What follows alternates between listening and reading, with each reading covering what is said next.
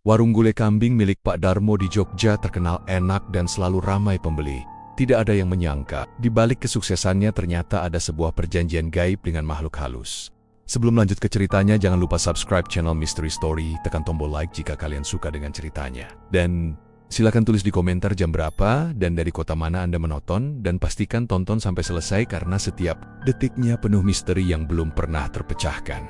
Di Jogja ada sebuah warung kecil di pinggir jalan raya, gak jauh dari perempatan lampu merah yang selalu ramai kendaraan. Warung itu berdinding kayu, beratap seng, dan kalau siang hawanya gerah banget karena sengnya gampang panas. Tapi meskipun sederhana begitu, warung ini hampir gak pernah sepi pengunjung. Nama warung itu sebenarnya gak ada papan khusus.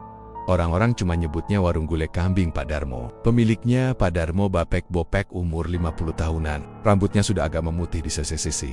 Tubuhnya lumayan berisi, wajahnya penuh keriput, tapi senyumnya ramah. Setiap kali ada pembeli datang, dia selalu menyambut dengan kalimat yang sama. Monggo, monggo, silakan duduk, gulai kambingnya masih hangat Pak, Bu. Nada suaranya tenang, sopan, dan bikin orang betah makan di situ. Menu utamanya cuma satu, gulai kambing.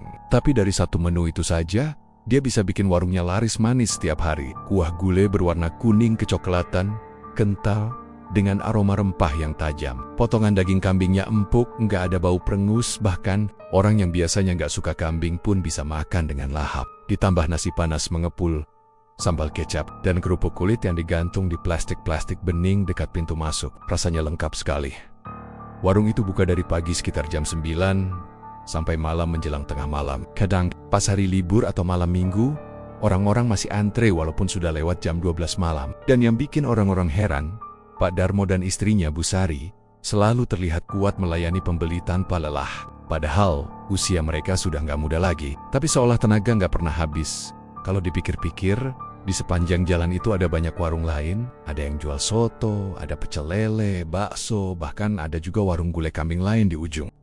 Tapi anehnya, warung-warung itu sering sepi kalau dibandingkan dengan warungnya Pak Darmo. Pernah suatu kali ada warung soto baru buka. Awalnya ramai, tapi nggak lama kemudian mendadak sepi, bahkan akhirnya gulung tikar. Banyak orang berkomentar, ya gimana, siapa yang bisa saingi gulai kambing Pak Darmo? Wong sudah top rasanya. Namun, beberapa orang mulai bertanya-tanya, memang benar, gulai buatan Pak Darmo enak, tapi apa cukup hanya karena rasa warungnya bisa seramai itu setiap hari? Ada saja pembeli yang rela datang jojo dari luar kota, bahkan ada yang dari Magelang, Klaten, Bantul, hanya buat makan gulai di warung kecil ini. Ada juga sopir-sopir truk dan bus malam yang selalu berhenti di itu. Warung kecil itu mendadak jadi pusat keramaian, bahkan lebih ramai daripada restoran besar di kota. Tetangga sekitar yang rumahnya berdekatan dengan warung lama-lama merasa ada yang ganjil. Mereka mulai memperhatikan, apalagi kalau sudah malam Jumat. Biasanya warung itu selalu tutup lebih awal dari biasanya. Sekitar jam 9 malam sudah rapat tirainya. Padahal kalau malam lain, jam 10 lewat pun masih ada pembeli yang dilayani. Ketika ditanya oleh beberapa pelanggan kenapa tutup cepat kalau malam Jumat, jawabannya selalu sederhana, mau istirahat, badan sudah capek. Tapi ada beberapa warga yang pernah lewat malam-malam di sekitar situ dan melihat sesuatu yang aneh. Dari celah tirai terlihat bayangan seseorang sedang duduk di lantai dekat tungku, seperti lagi menghadap ke arah api sambil komat kamit. Suara gemeretak kayu terbakar kadang terdengar keras, bercampur dengan bau aneh yang bukan cuma bau daging kambing biasa. Ada yang bilang, baunya lebih amis, lebih menyengat, seperti darah yang baru keluar. Cerita-cerita kecil itu mulai menyebar. Anak-anak muda yang lewat di depan warung kalau malam Jumat suka menantang diri. Berani nggak intip ke dalam? Tapi kebanyakan pada ciut sebelum banner-banner mendekat. Karena suasana di sekitar warung kalau sudah malam Jumat terasa berbeda. Jalanan jadi lebih sepi. Suara jangkrik kedengeran jelas. Dan entah kenapa hawa dingin selalu lebih menusuk dibanding tempat lain. Ada seorang pemuda, namanya Bagus, yang pernah coba nekat. Malam itu sekitar jam 11, dia lewat depan warung. Sepulang nongkrong, lampu di dalam warung masih menyala redup. Padahal tirai sudah tertutup. Bagus pelan-pelan mendekat, mencoba mengintip lewat celah kayu di samping. Dan saat itu, jantungnya hampir berhenti. Dia melihat Pak Darmo duduk di lantai. Di depannya ada sebuah nampan besar berisi kepala kambing yang sudah gosong sebagian. Api tungku masih menyala. Tapi di sekitar kepala kambing itu ada lilin-lilin kecil yang berjejer rapi. Bagus buru-buru kabur, nggak berani cerita ke siapa-siapa selain teman dekatnya. Sejak saat itu, dia bahkan selalu menghindari lewat depan warung kalau malam Jumat. Nggak enak rasanya, kayak ada yang ngeliatin dari dalam. Katanya suatu hari ke temannya, warga lain juga punya pengalaman aneh. Ada seorang ibu yang rumahnya persis di samping warung. Dia cerita, kadang kalau tengah malam suka dengar suara orang ngobrol pelan-pelan dari dalam warung, padahal sudah tutup. Suaranya nggak jelas, kayak banyak orang bercakap, tapi nggak ada satupun kata yang bisa ditangkap. Sesekali disertai suara piring beradu, sendok jatuh, seolah-olah warung masih ramai pembeli, padahal sudah gelap. Yang lebih menyeramkan, pernah ada seorang mahasiswa kos dekat situ yang lagi makan malam di warung. Dia datang sendirian, duduk di kursi pojok sambil menikmati gulai. Tiba-tiba dia merasa kursi di seberang mejanya bergeser sendiri, seakan ada orang duduk. Tapi saat menoleh, kursi itu kosong. Anehnya, sendok yang dia taruh di meja seperti digeser sedikit demi sedikit, lalu jatuh ke lantai. Mahasiswa itu pucat, buru-buru bayar, dan gak pernah kembali makan di situ lagi. Rumor demi rumor semakin membuat orang penasaran. Ada yang tetap cuek karena merasa selama makan enak dan gak pernah kejadian apa-apa. Ya sudah, tapi ada juga yang mulai curiga kalau kesuksesan Pak Darmo bukan hal biasa, apalagi kalau dibandingkan dengan masa lalunya. Beberapa tetua di kampung cerita, dulu sebelum punya warung gulai, hidup Pak Darmo pas-pasan. Dia cuma buruh bangunan, kadang jadi kuli angkut di pasar. Hidupnya susah, sampai pernah pinjam uang sana-sini buat makan sehari-hari. Tapi entah bagaimana, dalam waktu singkat, dia bisa buka warung gulai dengan perlengkapan lengkap. Bahkan keming-keming yang dipotong setiap hari, gak pernah kehabisan. Dari mana modalnya? Itu pertanyaan yang sampai sekarang gak pernah terjawab. Jelas Bu Sari, istrinya, juga dulu dikenal sederhana. Sering terlihat jualan sayur keliling. Tapi setelah warung berdiri, penampilannya berubah. Dia mulai sering pakai perhiasan, bajunya lebih bagus, bahkan anak-anaknya bisa sekolah ke perguruan tinggi. Semua orang awalnya kagum. Wah, rezeki keluarga Darmo lagi bagus. Tapi orang mulai bergumam, kok bisa ya, naiknya cepat banget. Cerita tentang warung gulai Pak Darmo terus menyebar. Siang hari, orang-orang tetap datang berbondong-bondong buat makan. Tapi malam hari, terutama malam Jumat, suasana jadi lain. Beberapa pengendara yang melintas di depan warung saat jalan sepi mengaku pernah melihat bayangan hitam tinggi besar berdiri di samping warung, matanya merah menyala, lalu hilang begitu saja. Ada juga yang bilang melihat sosok kambing hitam melintas cepat, tapi pas dicari jejaknya hilang begitu saja. Namun, meski banyak yang curiga, tetap saja orang-orang gak bisa menolak kelezatan gulai kambing Pak Darmo. Setiap hari, antrean panjang, seolah jadi bukti bahwa warung itu gak terkalahkan. Bahkan kalau hujan deras sekalipun, pembeli masih rela menunggu. Dari luar, kelihatannya seperti berkah, tapi dari cerita-cerita yang beredar, ada sesuatu yang disembunyikan di balik warung sederhana itu.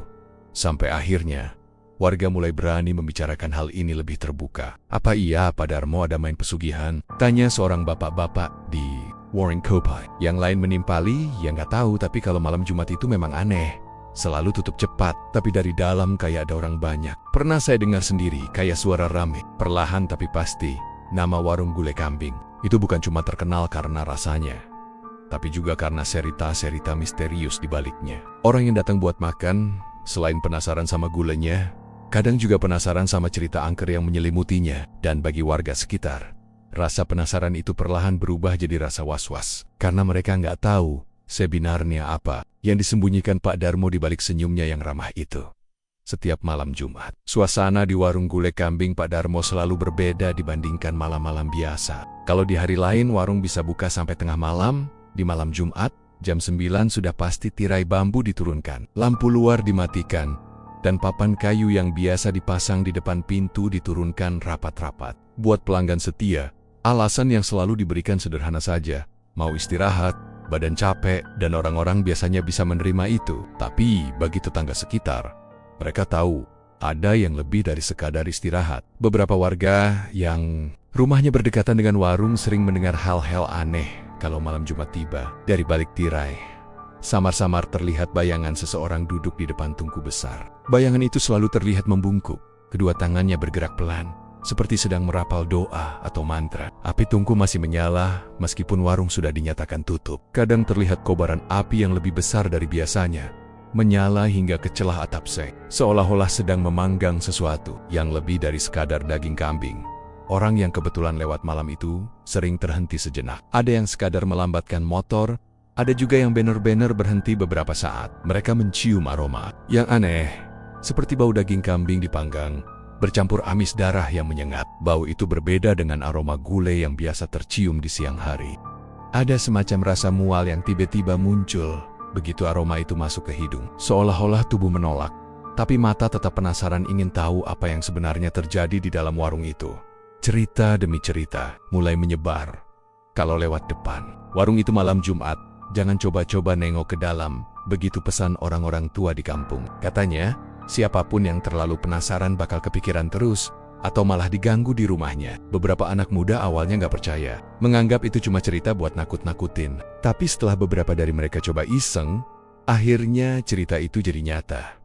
Suatu malam Jumat, ada sekelompok anak muda pulang nongkrong. Mereka biasanya lewat jalan lain, tapi malam itu sengaja memilih lewat depan warung Pak Darmo karena penasaran. Dan gan cerita-cerita yang beredar. Mereka pelan-pelan menuntun motor pura-pura mau beli rokok di warung kecil sebelah. Dari keahan, terlihat warung gulai sudah tutup rapat. Tirai bambu diturunkan, lampu luar mati, hanya ada cahaya remang-remang. Dari dalam, seperti lampu minyak atau api tungku.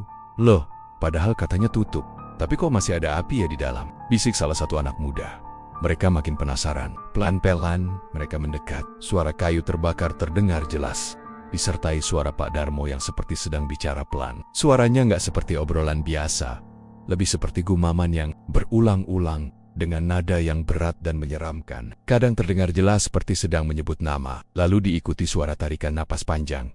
Salah satu dari mereka, seorang pemuda bernama Bagas, memberanikan diri mendekat ke celah kayu yang agak terbuka di samping warung. Teman-temannya sudah mencoba menahan, "Wes, gas, ojo." Tapi rasa penasaran lebih besar daripada rasa takut. Dia mengintip lewat celah itu. Matanya berusaha menyesuaikan dengan cahaya remang dari dalam. Saat pandangannya jelas, tubuh Bagas langsung kaku. Di dalam, dia melihat Pak Darmo duduk bersila di depan tungku besar. Api tungku menyala terang. Di atasnya ada nampan kuningan yang menampung sebuah kepala kambing. Yang bikin merinding, kepala kambing itu sudah gosong sebagian, tapi kedua matanya masih utuh, melotot ke arah depan, seperti masih hidup. Matanya mengkilat terkena pantulan api, seolah sedang menatap balik ke arah Bagas. Pak Darmo terus komat kamit, suaranya makin pelan, lalu makin keras, kadang seperti tertawa kecil, kadang seperti marah. Sesekali dia menggerakkan tangannya, menyentuh kepala kambing itu, lalu mengusap darah yang menetes di leher potongan daging. Bagas menutup mulutnya, hampir menjerit, tapi dia tahu kalau bersuara bisa gawat. Nggak kuat menahan rasa takut Bagas. Mundur pelan-pelan lalu lari terbirit-birit ke arah teman-temannya. Mereka semua ikut panik, langsung tancap gas motor tanpa sempat menoleh lagi. Sejak malam itu, Bagas jatuh sakit selama beberapa hari. Badannya panas dingin, sering mengigau malam mulam sambil bilang, matanya ngeliatin aku terus. Orang tuanya sampai manggil orang pintar buat enggusap-enggusap badannya. Setelah itu barulah keadaan Bagas perlahan membaik. Tapi sejak saat itu, dia bersumpah nggak akan pernah lewat depan warung gulai Pak Darmo kalau malam Jumat. Cerita Bagas makin memperkuat keyakinan warga bahwa memang ada sesuatu yang disembunyikan di balik warung gulai itu. Ada yang bilang, ritual. Malam Jumat itu bagian dari perjanjian pesugihan. Kepala kambing yang dipanggang bukan sekadar makanan, melainkan persembahan untuk makhluk tak kasat mata. Sebagai gantinya, warungnya nggak pernah sepi pembeli. Uang mengalir deras, dan kehidupannya berubah drastis. Tetangga yang tinggal paling dekat, seorang ibu paruh baya, juga pernah cerita. Dia sering dengar suara aneh dari arah warung kalau malam Jumat, kadang seperti suara kaki kambing menginjak lantai, kadang suara tertawa yang bukan suara manusia. Pernah sekali, waktu dia bangun tengah malam untuk ke kamar mandi, dari jendela rumahnya dia lihat bayangan hitam tinggi besar berdiri di samping warung. Matanya merah menyala, dan anehnya, bayangan itu nggak bergerak sama sekali, hanya berdiri memandangi arah tungku yang ada di dalam. Saat dia mencoba mengucek mata dan melihat lagi, bayangan itu sudah hilang. Sejak kejadian itu, ibu tersebut selalu menyalakan lampu depan rumahnya lebih terang setiap malam Jumat, seolah dengan cahaya bisa mengusir rasa takutnya. Semakin lama, orang-orang mulai sadar kalau setiap malam Jumat, suasana sekitar warung terasa lebih mencekam dibandingkan hari lain. Jalanan depan warung jadi lebih sepi, kendaraan seperti enggan lewat, dan udara terasa dingin menusuk meskipun musim kemarau. Beberapa pemuda yang nekat nongkrong di sekitar situ sering merasa bulu kuduknya merinding tanpa sebab, seolah ada yang memperhatikan dari dalam warung. Ada juga cerita seorang tukang ojek yang sering mangkal di perempatan dekat situ. Suatu malam Jumat, ada penumpang misterius naik ke motornya. Penumpang itu minta diantar sampai depan warung gule Pak Darmo. Katanya ingin makan gule. Tukang ojek mengantar, tapi saat sampai depan warung, penumpang itu tiba-tiba menghilang. Yang terdengar hanya suara tertawa kecil dari arah dalam warung, disertai bau amis menyengat. Tukang ojek itu gemetar, langsung pulang, tanpa menoleh lagi. Sejak itu, dia nggak pernah lagi berani terima penumpang kalau malam sudah terlalu larut. Meski begitu, anehnya, cerita-cerita horor ini justru membuat orang semakin penasaran. Banyak yang tetap datang siang harinya untuk makan, seakan-akan nggak peduli dengan hal mistis yang beredar. Tapi buat warga sekitar, malam Jumat adalah waktu yang paling bikin gelisah. Karena mereka tahu, di balik tirai bambu yang tertutup rapat itu, ada ritual yang nggak semua orang bisa terima dengan akal sehat. Suatu kali, ada seorang mahasiswa jurusan antropologi yang kos di dekat situ. Dia dengar banyak cerita aneh tentang Warung Gule Pak Darmo. Dan karena penasaran, dia coba melakukan penelitian kecil-kecilan. Malam Jumat, dia berdiri agak jauh, bersembunyi di balik pohon, sambil mencatat dengan buku kecil. Dia mencium aroma aneh yang bercampur antara rempah dan darah. Mencatat jam berapa tirai diturunkan, jam berapa api tungku makin besar, dan berapa lama suara gumaman terdengar. Tapi di tengga-tengga catatannya, tiba-tiba dia merasa ada sesuatu yang dingin menyentuh bahunya. Saat dia menoleh, nggak ada siapa-siapa. Hanya ada angin berhembus pelan. Tapi baunya amis menusuk. Mahasiswa itu kabur pulang. Tapi beberapa hari setelahnya dia nggak pernah lagi terlihat nongkrong di warung kopi. Konon katanya, dia pulang ke kampung halaman lebih cepat dari jadwal kuliahnya karena sering diganggu mimpi buruk. Dalam mimpinya, dia selalu melihat kepala kambing dengan mata melotot menatapnya dari sudut kamar. Begitulah, setiap malam Jumat, warung gulai kambing Pak Darmo bukan lagi sekadar tempat makan. Bagi warga sekitar, itu adalah tempat di mana sesuatu yang gak terlihat oleh mata manusia biasa sedang berlangsung. Ritual yang harus dijalani, persembahan yang harus dipenuhi, dan perjanjian yang gak bisa dibatalkan. Dan setiap kali bau amis darah bercampur aroma kambing panggang tercium keluar, orang-orang yang lewat hanya bisa mempercepat langkahnya pura-pura gak peduli, sambil berdoa dalam hati agar tidak ikut disapa oleh sesuatu yang ada di dalam warung itu. Pak Darmo dulu bukan siapa-siapa. Orang-orang tua di kampung masih ingat betul bagaimana kehidupannya sebelum warung gulai kambing itu berdiri. Ia hanyalah seorang buruh bangunan yang bekerja dari satu proyek ke proyek lain. Kadang kalau ada proyek rumah, dia dipanggil untuk ngaduk semen, ngecat, atau sekadar mengangkat batu bata. Upahnya kecil, kadang sehari cuma cukup buat beli beras 1 liter. Kalau nggak ada proyek, ia terpaksa jadi kuli angkut di pasar, memanggul karung beras, atau menggotong sayur-sayuran hanya demi bisa bawa pulang beberapa lembar uang ribuan. Kehidupannya pas-pasan, bahkan sering kekurangan. Istrinya, Bu Sari, waktu itu jualan sayur keliling dengan bakul di kepala. Anak-anaknya masih kecil, sering rewel karena lapar. Pernah satu kali, Pak Darmo harus hutang ke warung tetangga hanya buat beli sebiji telur untuk lauk anaknya. Kalau tidak ada uang, mereka cukup makan nasi dengan garam atau sambal terasi seadanya. Hidup seperti itu dijalani bertahun-tahun, sampai orang-orang kampung mengenal keluarga Darmo sebagai keluarga yang derimo. Meski miskin tetap sabar dan gak banyak menuntut. Namun di balik kesabarannya, Pak Darmo menyimpan rasa putus asa. Setiap kali melihat anokannya tidur dengan perut kosong, hatinya remuk. Malam-malam dia sering termenung di teras rumah reotnya, merokok kretek murahan, sambil berpikir, sampai kapan hidupnya akan seperti ini. Dalam hatinya ada keinginan besar untuk bisa bangkit, punya usaha sendiri, dan tidak lagi menjadi buruh. Suatu hari, takdir mempertemukannya dengan seorang kawan lama bernama Surip. Mereka bertemu secara tak sengaja di pasar. Ketika Pak Darmo sedang mengangkat karung beras untuk pedagang, Surip yang dulu dikenal soma-soma miskin, tiba-tiba tampil dengan penampilan berbeda. Bajunya rapi, jam tangannya mahal, dan dari gaya bicaranya terlihat jelas kalau dia sudah naik derajat hidup. "Lo Rip, kowe saiko apik tenan yurip? Dulu kan sama kayak aku, buruh serabutan juga," kata Pak Darmo dengan nada heran. Surip hanya tersenyum tipis. Matanya menyapu sekeliling, seolah memastikan tidak ada orang lain yang mendengar. Lalu ia menepuk bahu Pak Darmo dan berkata pelan, "Ada caranya, Mo. Jalan pintas, tapi bukan sembarang orang yang berani jalani." Ucapan itu membuat hati Pak Darmo bergetar. Ada rasa penasaran sekaligus takut. Malamnya, ia terus memikirkan perkataan Surip. Beberapa hari kemudian, ia memberanikan diri menemui kawannya itu lagi, meminta penjelasan lebih lanjut. Awalnya Surip ragu, tapi akhirnya ia buka suara. Aku ini sekarang bisa punya usaha, bisa punya rumah, semua karena pesugihan. Tapi jangan salah paham dulu, bukan pesugihan yang minta tumbal manusia. Nggak sekejam itu. Syaratnya sederhana, cuma perlu menyediakan sesuatu buat mereka. Setiap malam Jumat, kalau syarat itu dijalani, rezekimu nggak akan pernah berhenti. Mata Pak Darmo berbinar. Dalam benaknya, kalau benar hanya begitu syaratnya, apa salahnya mencoba? Bukankah selama ini ia sudah bekerja mati-masyun tapi tetap miskin? Surip lalu mengenalkan Darmo pada seorang dukun tua di daerah pinggiran Jogja. Malam itu, Pak Darmo diajak mengikuti sebuah ritual di sebuah gubuk tua di tengah sawah. Di sana, bau kemenyan menyengat. Lampu Teplok Redap Berian dan Dukun itu duduk bersila di atas tikar pandan. Suaranya serak tapi tegas.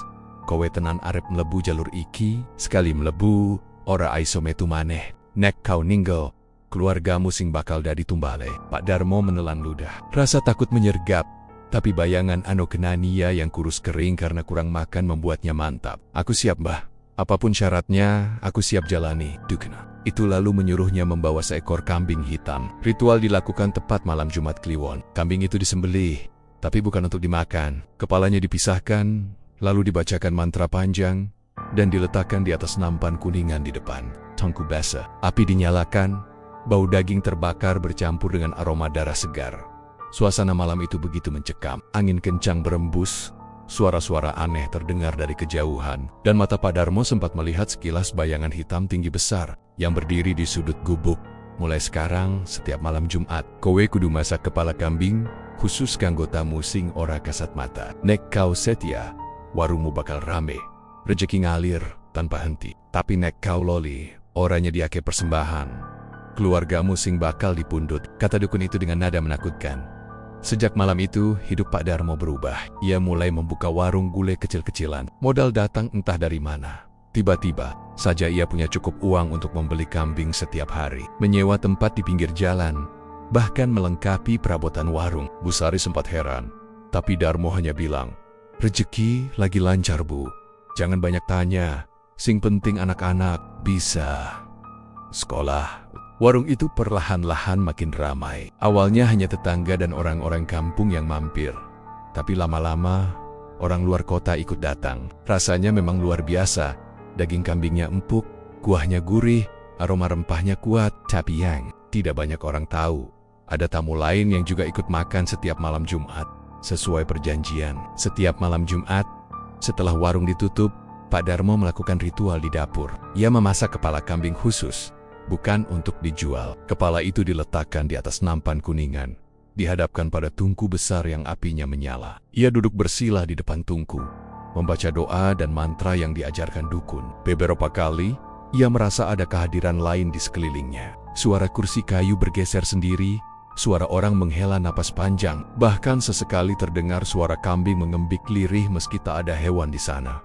Pak Darmo sudah terbiasa. Awalnya ia gemetar, tapi lama-lama ia menganggap semua itu bagian dari syarat yang harus dijalani. Ia percaya selama ia setia, warungnya akan terus ramai. Dan memang benar, sejak itu, rezekinya tidak pernah berhenti. Uang selalu penuh di laci kasir. Kambing yang dibeli selalu habis. Bahkan ia bisa memperkerjakan beberapa orang untuk membantu melayani. Ia juga tidak bisa melupakan ancaman dukun tua itu. Kalau sekali saja lalai, nyawa keluarganya yang jadi gantinya. Kalimat itu selalu menghantui pikirannya. Ia tidak pernah berani absen, meskipun sedang sakit, meskipun hujan deras, meskipun istrinya bertanya-tanya kenapa setiap malam Jumat ia menutup warung lebih cepat. Bu Sari beberapa kali mencoba mencari tahu, tapi Darmo selalu mengelak. "Aku cuma pengen istirahat, Bu. Badan sudah capek," jawabnya singkat. Dalam hati, ia tahu kalau istrinya sebaiknya tidak tahu apa-apa. Karena kalau sampai tahu, takutnya malah membuat keadaan jadi lebih buruk. Hari demi hari berlalu, bulan demi bulan berganti. Warung gulai kambing Pak Darmo makin terkenal. Anak-anaknya bisa sekolah tinggi, istrinya bisa beli perhiasan emas, dan tetangga-tetangga mulai iri melihat perubahan hidup keluarga itu. Tapi hanya Pak Darmo yang tahu, semua itu ada harga yang harus dibayar. Setiap malam Jumat, ia duduk di depan tungku, berhadapan dengan kepala kambing gosong yang matanya melotot, sambil menunggu tamu tak kasat mata datang dan menerima persembahan. Dan ia sadar, perjanjian itu tidak bisa dibatalkan. Sekali ia berhenti, maka nyawa keluarganya menjadi gantinya. Itulah yang membuatnya selalu taat. Meski hatinya kadang diliputi rasa takut yang tak bisa diungkapkan kepada siapapun, warung gulai kambing. Pak Darmo makin hari makin gak masuk akal ramainya. Dari pagi sampai larut malam, kursinya selalu penuh. Bahkan kadang orang rela berdiri di luar sambil nunggu ada tempat kosong. Di antara mereka ada yang bilang, entah kenapa, meskipun ngantri lama, rasanya tetap pengen makan di sini.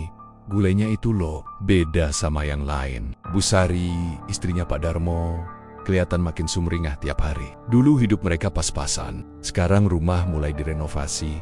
Anak-anak bisa kuliah di kota, dan motor lama mereka sudah diganti mobil. Bu It tetangga, itu semua kelihatan kayak keajaiban. Tapi di balik senyum Bu Sari, ada sesuatu yang sebenarnya bikin dia sering gak tenang.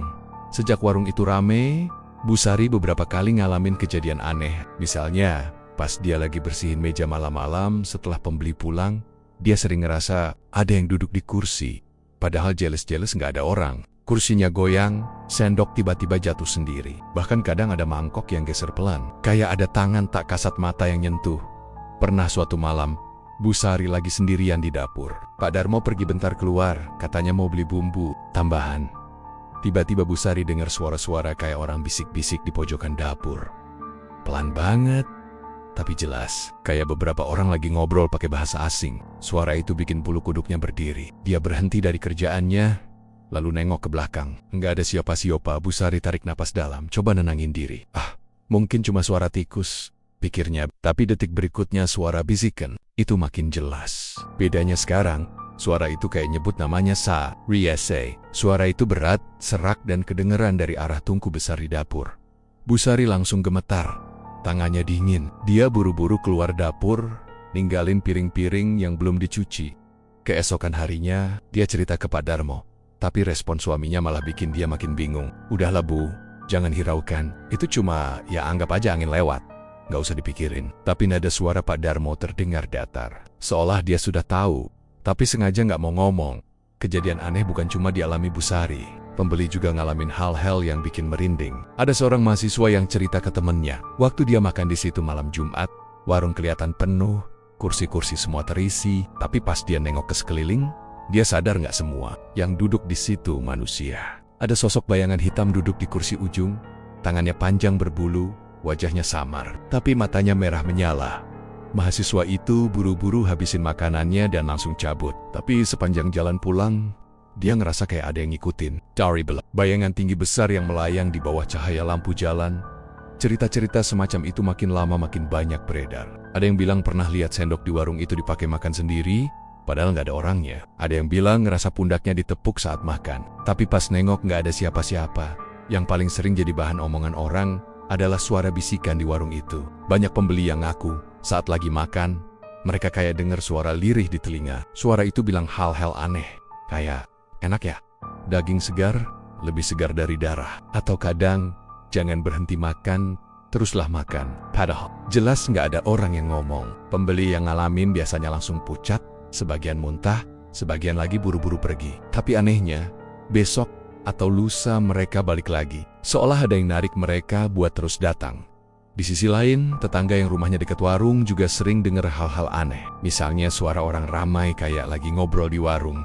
Padahal udah tengah malam dan warung jelas-jelas udah tutup. Suara langkah kaki, sendok garpu berdenting, bahkan bau daging kambing panggang yang nyengat sering muncul dari warung itu.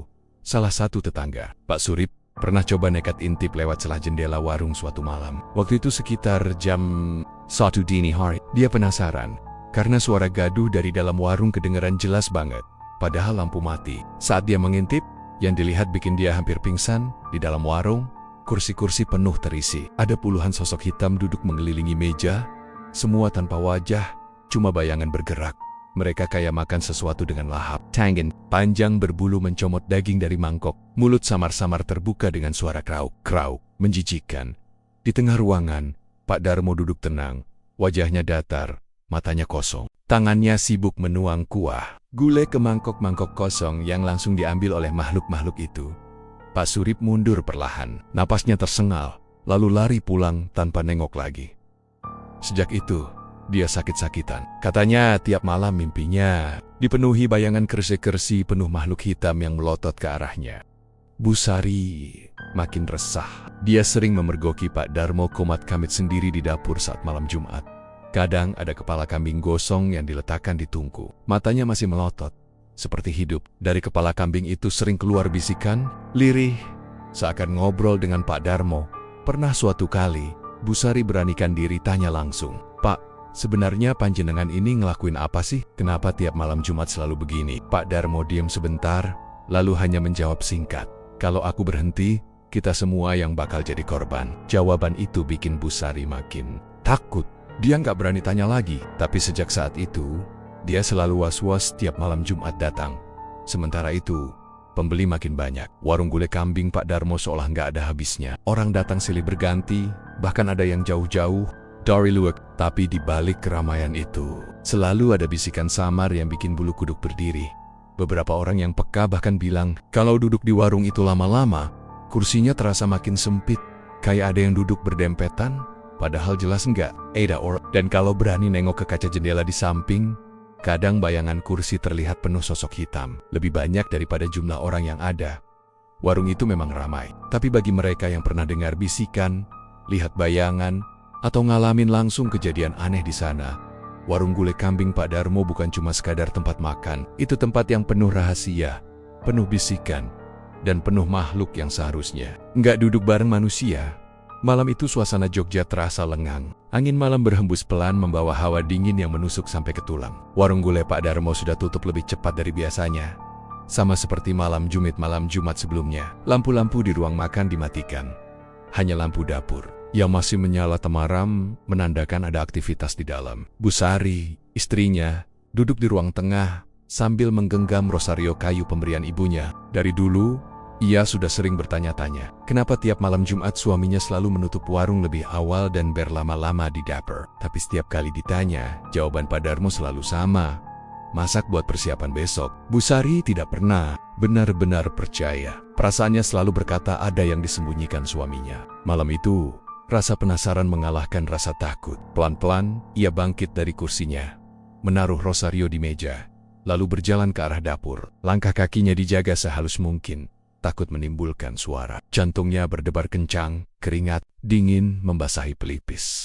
Padahal udara malam sedang dingin sekali. Dari celah pintu dapur yang sedikit terbuka, Busari mengintip. Saat itulah ia melihat sesuatu yang membuat darahnya serasa berhenti mengalir. Pak Darmo duduk bersila di lantai, tepat di depan tungku besar yang menyala redup. Di hadapannya ada nampan kuningan besar.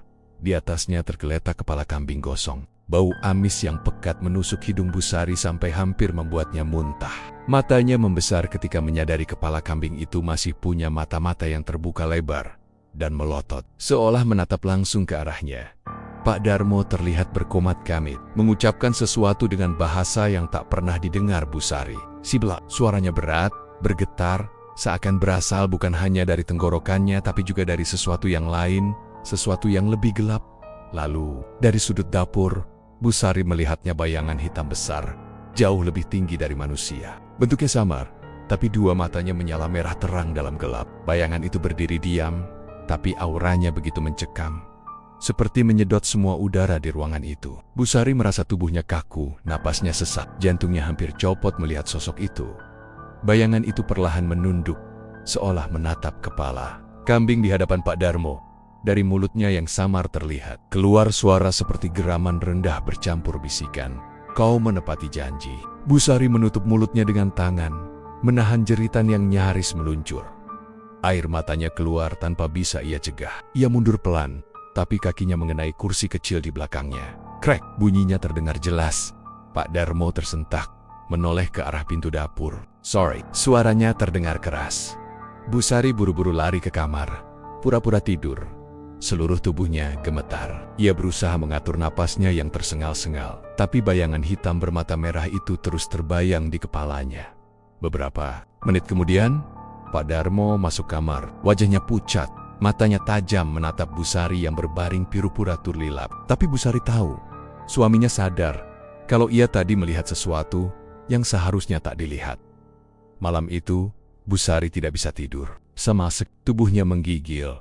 Hatinya penuh ketakutan. Ia sadar, warung gulai mereka yang selama ini selalu ramai ternyata bukan karena sekadar enak atau murah. Ada kekuatan lain yang bekerja di balik semua itu. Kekuatan gelap yang menyeramkan. Hari-hari setelah kejadian itu, Bu Sari mulai sakit-sakitan. Wajahnya pucat, matanya cekung, badannya lemah. Kadang-kadang ia seperti kehilangan kesadaran dan mengigau di malam hari. Suaranya lirih tapi jelas. Panas, panas sekali. Jangan dekat-dekat. Pergi. Pak Darmo bingung sekaligus panik. Ia tahu penyakit istrinya bukan penyakit biasa, tapi ia tak bisa membawa Bu Sari ke rumah sakit. Karena dokter tidak akan menemukan apapun. Bu Sari sakit karena ia sudah melihat hal yang seharusnya tidak boleh dilihat. Itu harga dari rahasia yang terbongkar. Beberapa malam kemudian, tepat saat Bu Sari sedang demam tinggi, ia terbangun tengah malam. Matanya melotot, tubuhnya bergetar hebat. Ia berteriak histeris, menunjuk ke sudut kamar. Darmo, itu berdiri di sana. Merah matanya, api panas sekali. Pak Darmo menoleh, tapi tak melihat apa-apa. Namun bulu kuduknya berdiri. Udara kamar tiba-tiba menjadi panas, padahal jendela terbuka lebar. Bau gosong samar-samar tercium, sama persis dengan bau kepala kambing yang sering ia masak setiap malam. Jumat, Pak Darmo memeluk istrinya, mencoba menenangkannya. Tapi Bu Sari terus meronta. Matanya tidak berkedip menatap sudut kamar yang kosong. Uzih Jia, dahmu, jangan biarkan dia ambil aku, jeritnya, sebelum akhirnya tubuhnya kejang-kejang, lalu pingsan.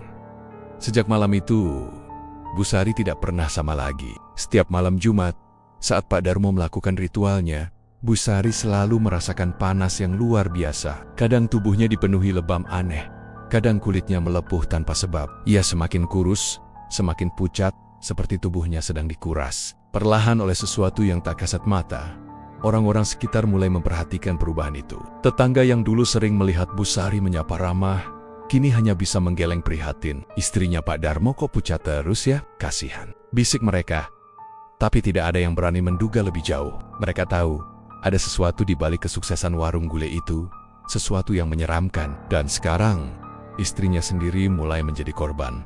Suatu malam, Bu Sari memberanikan diri bicara pada suaminya. Dengan suara lirih, ia berkata, Darmo, aku tahu semua ini bukan rezeki biasa. Aku sudah lihat malam itu. Tolong, berhenti mas. Aku nggak kuat lagi. Pak Darmo terdiam lama. Matanya sayu menatap istrinya. Ada rasa bersalah yang dalam di wajahnya. Tapi ia juga terjebak. Ia tahu, kalau berhenti, yang jadi gantinya adalah nyawa salah satu keluarganya. Maaf Sari, aku nggak bisa berhenti sekarang. Jawabnya akhirnya dengan suara bergetar. Kalau aku berhenti, kau yang bakal diambil. Aku nggak mau itu terjadi. Air mata Bu Sari jatuh. Ia tahu suaminya juga menderita, tapi ia juga sadar. Mereka berdua sudah terlalu jauh masuk ke dalam lingkaran hitam ini. Malam semakin larut. Bu Sari kembali tidur dengan tubuh lemah. Sementara Pak Darmo duduk termenung di ruang tengah. Bayangan hitam bermata merah itu terus menghantui pikirannya. Ia sadar, cepat atau lambat, rahasia ini akan menelan lebih banyak dari yang pernah ia bayangkan. Dan sejak malam itulah, rumah Pak Darmo tidak pernah lagi terasa hangat, dingin, mencekam, penuh bisikan aneh yang hanya bisa didengar oleh orang-orang yang tinggal di dalamnya.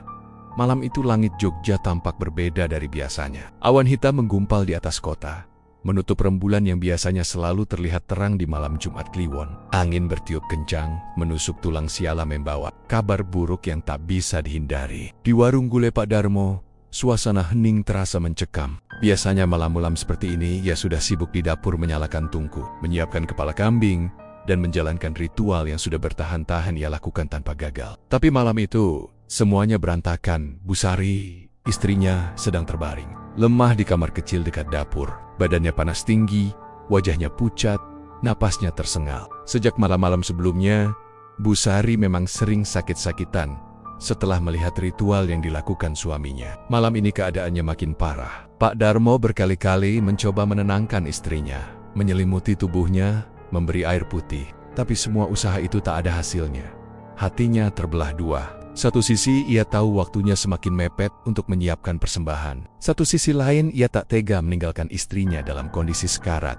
Jarum jam sudah menunjukkan hampir pukul 11 malam. Ritual itu seharusnya dimulai sebelum tengah malam, agar tamu tak kasat mata yang selalu datang tidak murka. Pak Darmo berdiri gelisah di dapur, menatap kepala kambing mentah yang masih tergeletak di atas meja kayu. Belum ada api yang menyala.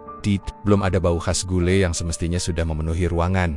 Di luar, angin semakin kencang, membuat tirai jendela berkibar liar. Suara angin berdesir masuk melalui sela-sela kayu warung yang sudah tua. Tiba-tiba dari arah langit, terdengar suara gemuruh.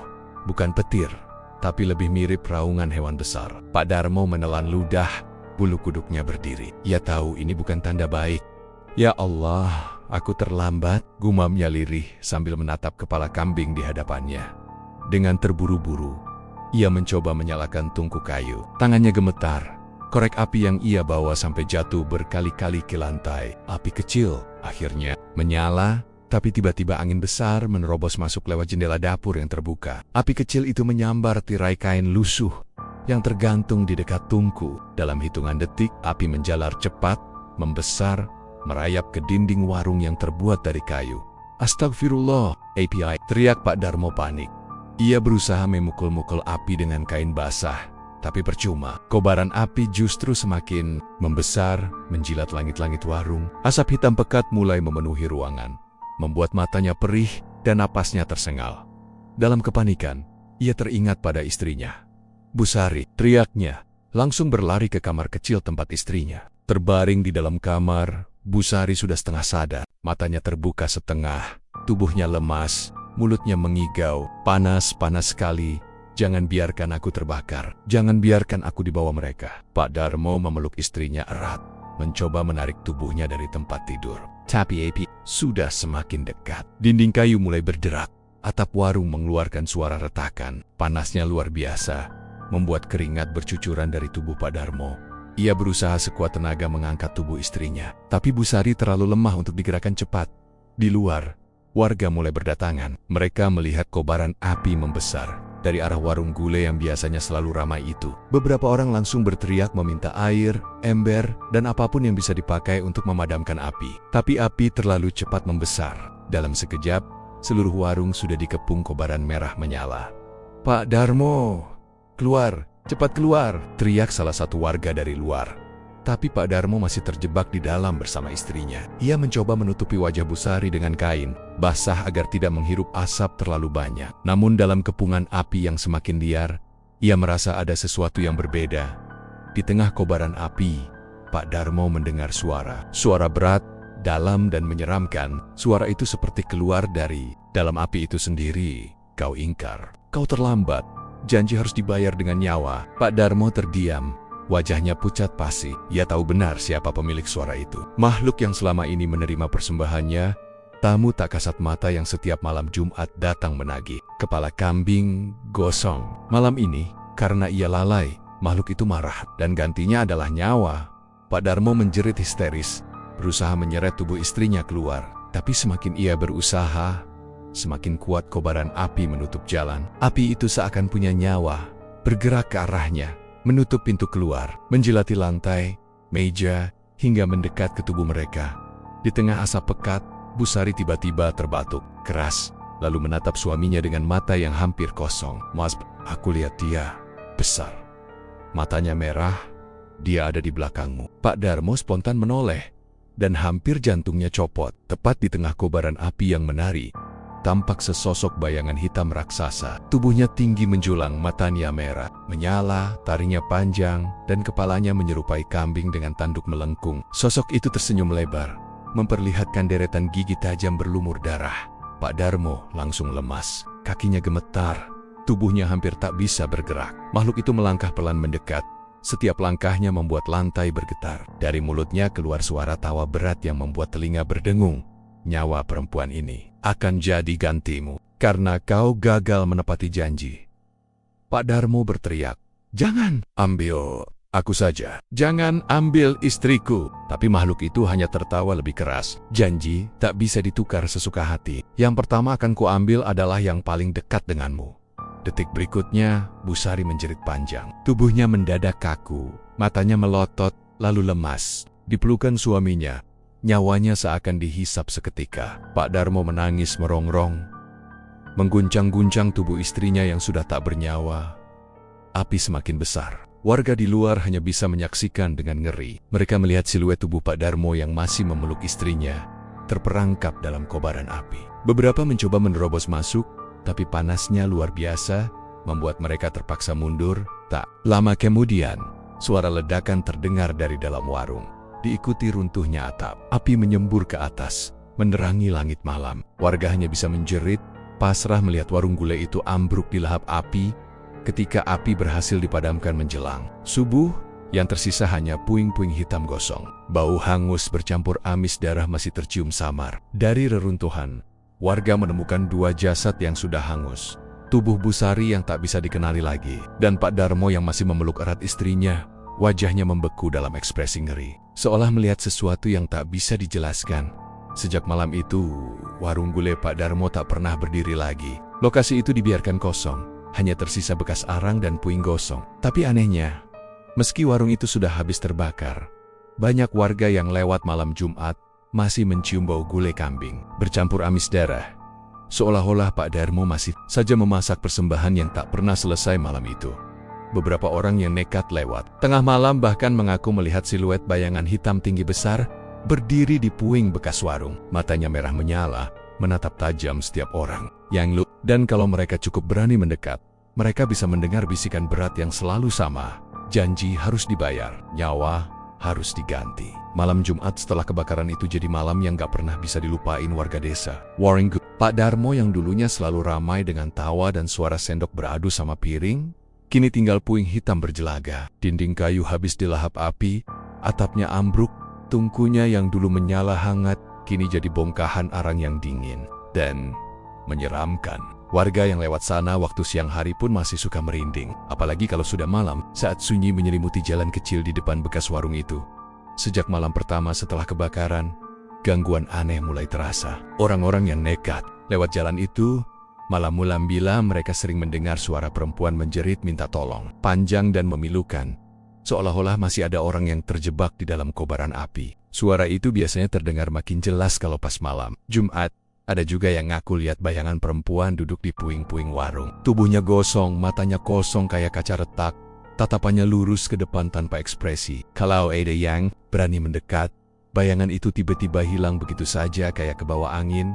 Rumor pun makin beredar. Ada yang bilang itu arwah Busari yang gak tenang karena mati dengan cara mengenaskan. Ada juga yang percaya kalau sebenarnya itu bukan arwah Busori, melainkan sosok dari perjanjian pesugihan Pak Darmo yang marah karena ritualnya terputus. Yang jelas, gak ada satupun warga yang berani mampir dekat situ setelah maghrib. Bahkan anak-anak kecil sering dilarang main ke arah sana. Pak Darmo sendiri jadi misteri besar. Gak ada yang tahu nasibnya setelah kebakaran. Saat api padam, warga hanya menemukan jasad Busari yang hangus, sementara Pak Darmo gak ada di mana-mana. Ada yang bilang dia minggat malam itu, lari entah kemana karena takut tanggung jawab. Ada juga yang bilang dia sebenarnya ikut terbakar tapi jasadnya nggak pernah ketemu karena sudah diambil makhluk gaib yang dulu dia layani. Spekulasi ini bikin warga semakin takut. Malam Jumat Kliwon beberapa minggu setelah kebakaran, seorang tukang ojek yang kebetulan lewat cerita kalau dia mencium bau daging gosong dari arah puing warung. Padahal warung itu sudah rata dengan tanah, tinggal kayu dan batu hitam. Tapi baunya begitu kuat, bikin mual, campur amis darah.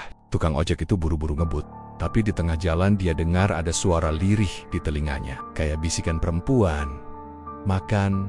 Makan guleku. Suara itu begitu dekat, padahal dia sendirian di motor. Begitu sampai rumah, badannya demam tinggi, menggigil, dan seminggu kemudian dia meninggal tanpa sebab jelas. Kabar itu bikin desa makin geger. Sejak saat itu, makin jarang orang berani lewat jalan bekas warung malam-malam. Kalaupun terpaksa, mereka selalu bawa bawang putih atau baca doa. Keres. Ada satu cerita dari seorang pemuda desa yang coba nekat uji nyali.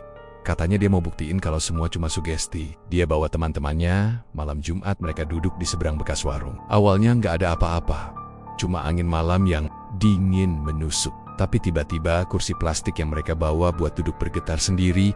Lalu ada suara sendok beradu sama mangkok dari arah puing-puing. Padahal jelas-jelas warung itu sudah jadi abu. Salah satu dari mereka berani nengok ke arah puing dan katanya dia lihat ada meja panjang dengan mangkok-mangkok berisi gulai yang masih panas.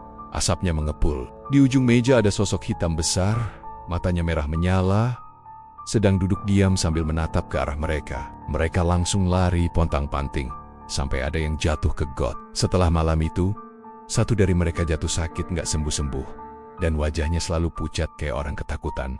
Arwah Busari juga sering muncul di mimpi orang-orang. Ada beberapa tetangga yang ngaku didatangi sosok perempuan gosong. Mukanya melepuh, matanya kosong, mulutnya terus teriak, "Tolong! Panas! panas sekali. Biasanya yang mimpi begitu. Besok paginya demam atau sakit kepala berat. Seolah-olah Bu Sari masih merasakan siksaannya dan berusaha minta pertolongan. Pak RT sempat coba ngundang Ustadz buat mendoakan lokasi itu.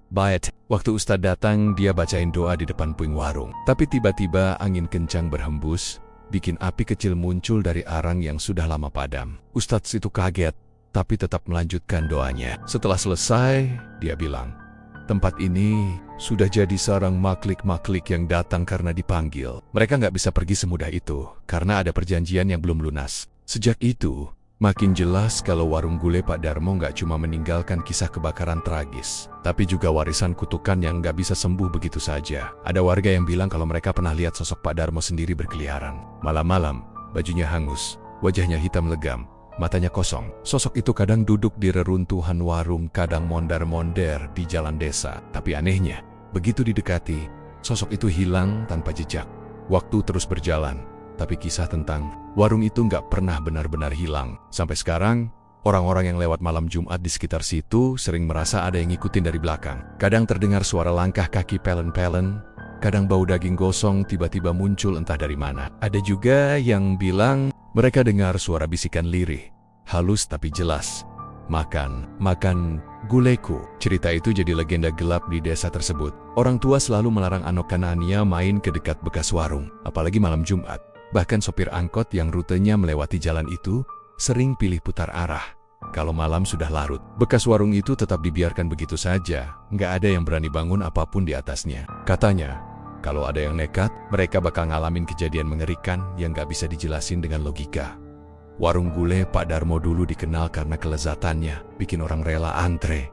Tapi kini, nama itu jadi momok. Bukan lagi soal enak atau kenyang, melainkan soal kutukan, jeritan, dan bisikan dari dunia lain. Dan yang paling menyeramkan, sampai hari ini, arwah-arwah itu seolah masih menunggu. Menunggu gulai yang tak pernah lagi disajikan, menunggu ritual yang tak pernah lagi dilakukan. Malam Jumat di desa itu nggak pernah sama lagi sejak kebakaran. Warga selalu merasa hawa dingin menusuk kalau melewati jalan itu.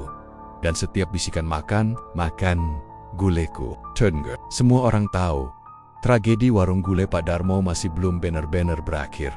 Itulah kisah menyeramkan pesugihan penjual gulai kambing di Jogja. Cerita ini jadi pengingat bahwa jalan pintas untuk mencari kekayaan selalu punya harga yang harus dibayar. Kalau kalian lewat Jogja dan lihat warung tua terbengkalai di pinggir jalan, siapa tahu itu bekas warung gulai yang pernah ramai tapi berakhir tragis ini. Apakah kalian berani mampir? Terima kasih sudah menonton channel Mystery Story. Terus dukung channel ini dengan cara komen, like, share, dan subscribe. Mohon maaf jika ada kesamaan nama tokoh, tempat kejadian ataupun cerita, itu adalah kebetulan semata.